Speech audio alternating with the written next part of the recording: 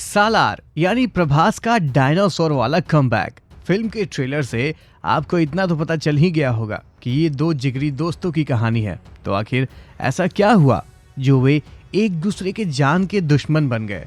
आज के इस वीडियो में हम इसी के बारे में बात करेंगे और ये भी जानेंगे कि इसके दूसरे पार्ट में हमें क्या क्या संभावनाएं देखने को मिल सकती है। इसलिए वीडियो को पूरा जरूर देखिएगा। लेकिन इससे पहले आदमी खाली साला मजा लेके चल जाता है, सब्सक्राइब करता ही नहीं है। करिए सब्सक्राइब करिए चैनल को, एकदम लाल बटन दबाइए, एकदम कर दीजिए सब्सक्राइब।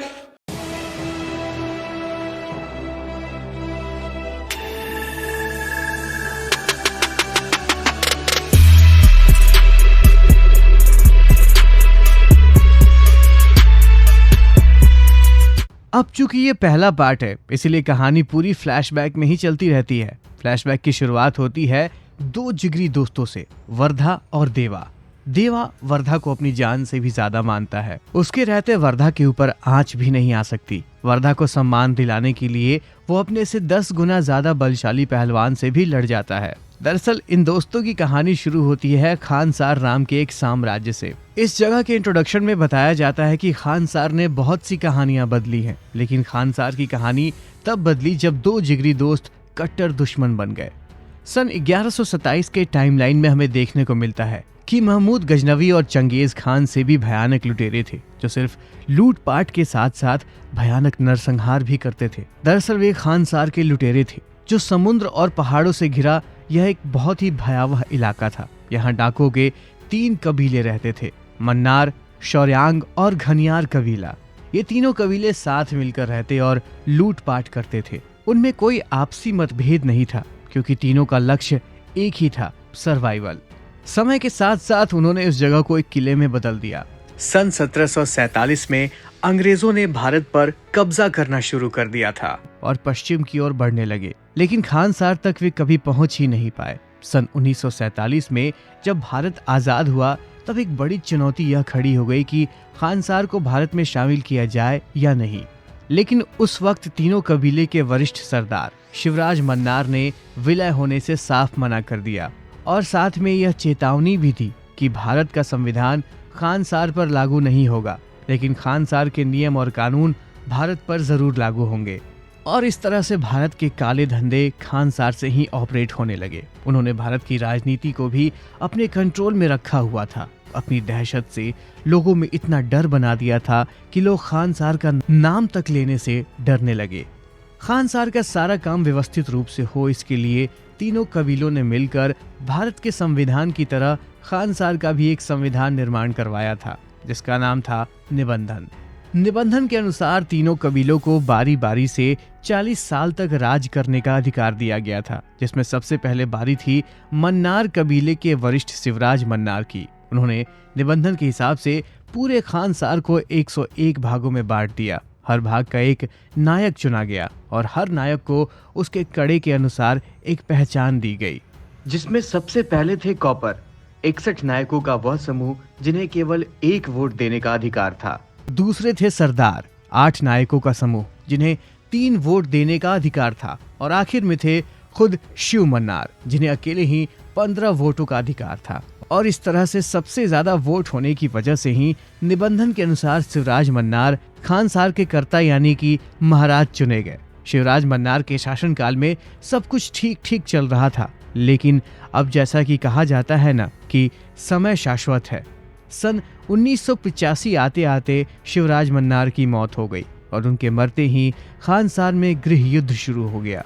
निबंधन के अनुसार शिवराज मन्नार के बाद शौर्यांग कबीले के सरदार धारा को खानसार का कर्ता बनना था, लेकिन शिव मन्नार का बेटा राज मन्नार खुद को अपने पिता की जगह लेना चाहता था और उसके मन में खानसार का राजा बनने का लालच आ जाता है। उसे यह लगता है कि सिर्फ राजा के बेटे को ही राजा बनने का अधिकार है, इसलिए उसने छल कपट से धारा सहित शौर्यांग कबीले के सभी लोगों का रात में सोते वक्त ही नरसंहार करवा दिया।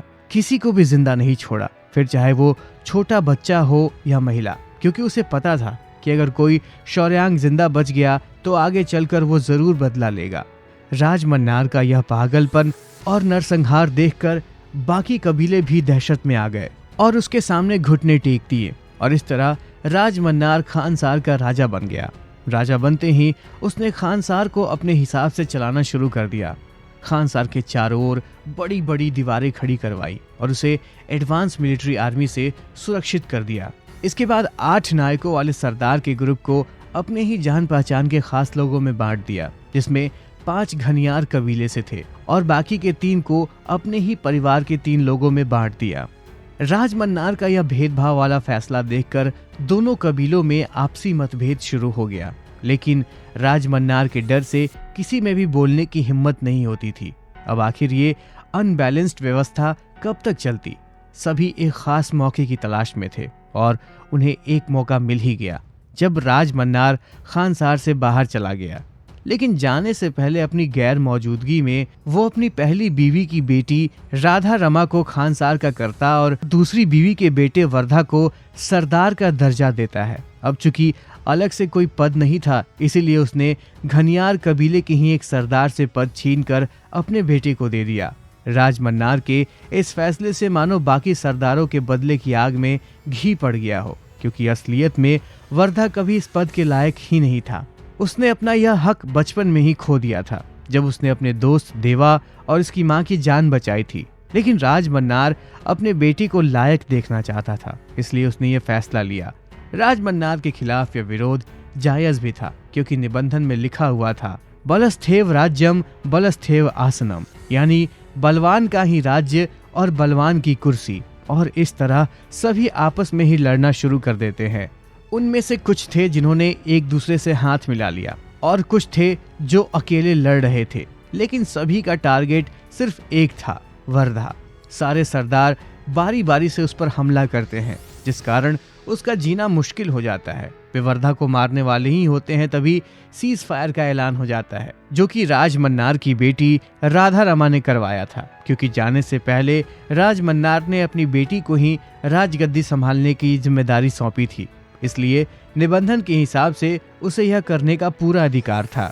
लेकिन अब जैसा कि निबंधन में यह भी लिखा था कि बलवान का ही राज्य और बलवान की ही कुर्सी, इस हिसाब से उनमें से एक सरदार सीज फायर हटाने के लिए वोटिंग का ऐलान करता है, लेकिन सीज फायर को तुरंत नहीं हटाया जा सकता था, इसलिए 9 दिन उसे लागू किया जाता है और 9 दिन बाद यानी कि ठीक 10वें दिन उसे हटाने के लिए वोटिंग प्रक्रिया का ऐलान कर दिया जाता है। लेकिन 9 दिन तक कहाँ कोई रुकने वाला था, सभी उससे पहले ही जीतना चाहते थे। इसीलिए सभी अपनी अपनी खूंखार सेना बनाना शुरू कर देते हैं, जिसमें साइबेरिया की रिपब्लिकन आर्मी, ऑस्ट्रिया की ब्लैक ब्रिज आर्मी और यूक्रेन की फ्रंटियर रिबल्स, अफगानिस्तान की वजीर लश्कर, रशिया की KGB rebel outfit, south Sudan की रेजिस्टेंस मिलिटिया और खानसार की खुद की ज़ॉम्बी आर्मी शामिल थी। लगभग सभी ने अपनी सेना खड़ी कर ली थी, बस बचा था तो सिर्फ वर्धा। उसके पास कोई सेना नहीं थी। तब वो अपने बचपन के दोस्त देवा को बुलाता है। जी हाँ, सिर्फ एक बंदे को। उसे पूरा भरोसा था सिर्फ देवा ही उसे यह युद्ध जितवा सकता है। वोटिंग के दिन वर्धा भी सीज फायर हटाने के लिए वोट करता है, क्योंकि रोज रोज की चिकचिक से वो भी तंग आ गया था और आखिरकार सीज फायर हटा लिया जाता है। वर्धा और देवा अकेले ही पूरी सेना से भिड़ जाते हैं और इस मारकाट के दौरान राज मन्नार को बरसों से जिस बात का डर सता रहा था वही हुआ।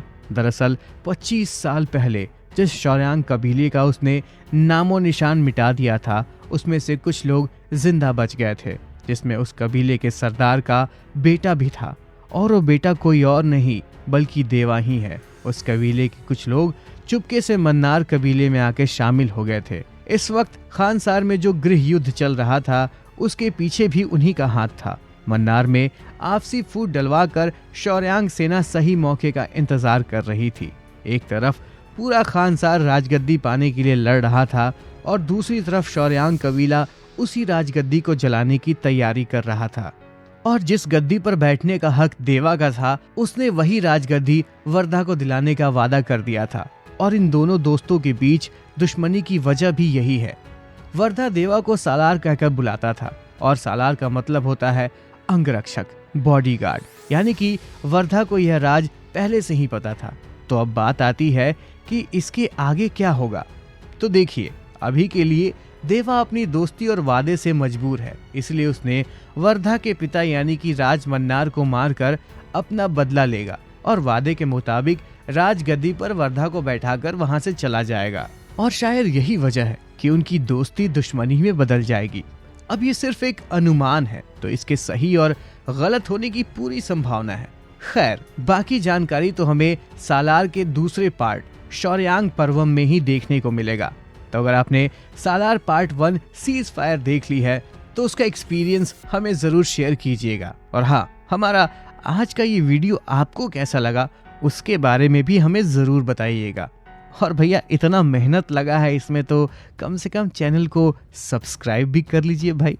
मिलते हैं नेक्स्ट वीडियो में, तब तक के लिए जय हिंद, जय श्री राम।